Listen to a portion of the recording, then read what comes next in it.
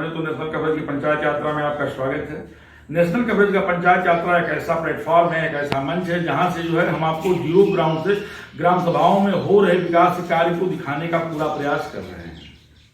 इसी क्रम में हम पहुंच चुके हैं उत्तर प्रदेश के बलिया जनपद के नगरा विकास खंड के महरी ग्राम सभा में, और यहां लगातार तीसरी बार प्रधान बनी अमन लता के पति और प्रतिनिधि राहुल रंजन जी से मेरी मुलाकात हो चुकी है। आइए हम विकास कार्यों पर चर्चा करेंगे।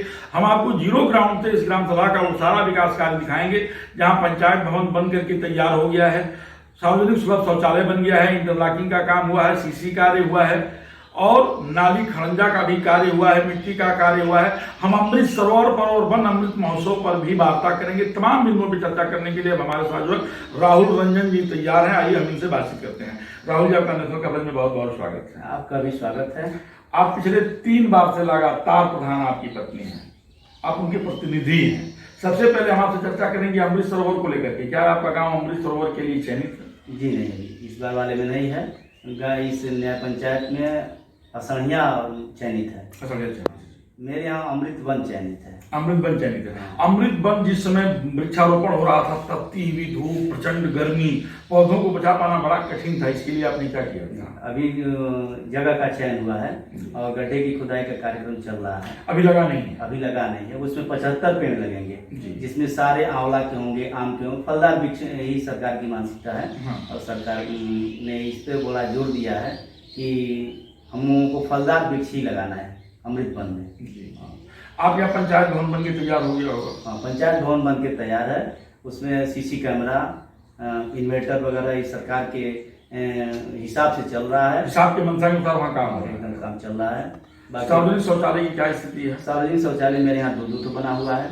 एक माँ भगवती जी के पोखरे के बगल में है और एक रामलीला मैदान के बगल में है, जो चालू स्थिति में अपडेट हालत में है। गाँव सभा है, यहाँ गरीब लोग भी होंगे, ऐसे भी लोग होंगे जिनके पास आवास नहीं होगा। आवास की भी आपने कोई सूची बनाई है क्या? जी, आवास मेरे यहाँ लगभग 10% के आसपास ही लोग बचे हुए हैं, एससी बैकवर्ड मिला के। कुछ हमने सामान्य में भी आवास दिया है इस 10-12 साल के कार्यकाल में, तीसरी बार में। बहुत कम लोग बचे हुए हैं और सरकार की मंशा के हिसाब से ये लोग भी, हमको लग रहा है कि आवास में ही गाँव संतुलित हो जाएगा।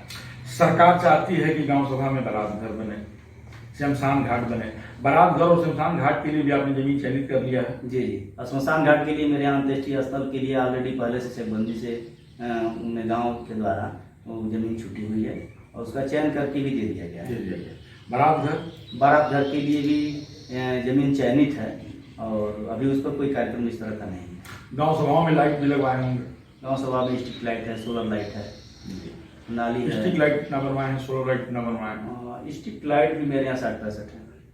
चर्चाएं तो ये भी है कि आपने अपने गांव सभा में नालियां बनवाया है, लोग अपने दरवाजे पर पानी जो है घर के पानी को कर दिया है। जी जी, शमशान घाट के लिए मेरे यहाँ अंत्येष्टि स्थल के लिए ऑलरेडी पहले से चकबंदी से गाँव के द्वारा वो जमीन छूटी हुई है और उसका चयन करके भी दे दिया गया है। बारात घर के लिए भी जमीन चयनित है और अभी उस पर कोई कार्यक्रम इस तरह का नहीं है। गाँव सभाओं में लाइट भी लगवाए होंगे?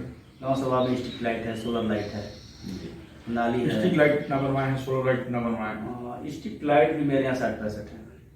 चर्चाएं तो ये भी है कि आपने अपने गांव सभा में नालियां बनवाया है, लोग अपने दरवाजे पर पानी जो है घर के पानी को इकट्ठा करते थे, फिर उसको उड़ा करके फेंकने का काम करते थे। चर्चा यहाँ तक है आपने नालियां बनवा दिया है? जी, नाली तो हमने 2010 से बनवाना शुरू किया और उस समय अम्बेडकर गाँव था तो कुछ नाली आउटफॉल बन गई और कुछ नाली कुछ ऐसे ही मजरे हैं जहाँ कुछ जमीन के अभाव में या आउटफॉल नहीं बन पा रहा है, इस वजह से कि जहाँ जल निकासी नहीं हो पा रही है, वहाँ के लिए हमने सोकपीट भी बनवाया है। जैसे हमारे यहाँ 80 आबादी जो बस्ती है वहाँ भी सिर्फ सोकपीट का कार्य हो पाया है, नाली का काम नहीं हो पाया। जब भी आपके गाँव में चुनाव होता है, आपके गाँव के लोग कहते हैं कि इस बार नहीं अगली बार भी प्रधान बने, इसके बारे में आपका क्या कहना है? ये तो गाँव के हम ऋणी हैं और गाँव के लोगों की सहानुभूति है और तमाम लोग लड़ते हैं।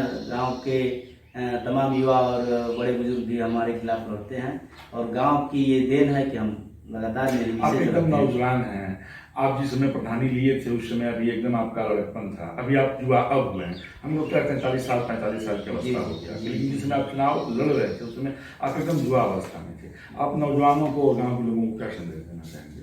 नौजवान तो मेरे साथ हर जाति धर्म के लोग रहते हैं युवा वर्ग मुझे बहुत पसंद करता है। यहाँ तक कि मेरे यहाँ रामलीला लगती है, रामलीला में हमने बहुत लंबे समय तक अकाउंटेंट का भी काम किया है और लोगों का प्यार स्नेह है और बड़े बुजुर्ग भी हमको पसंद करते हैं और इस तरीके से तो गाँव है। भविष्य की प्लानिंग क्या है? आप आगे 4 साल में क्या करेंगे?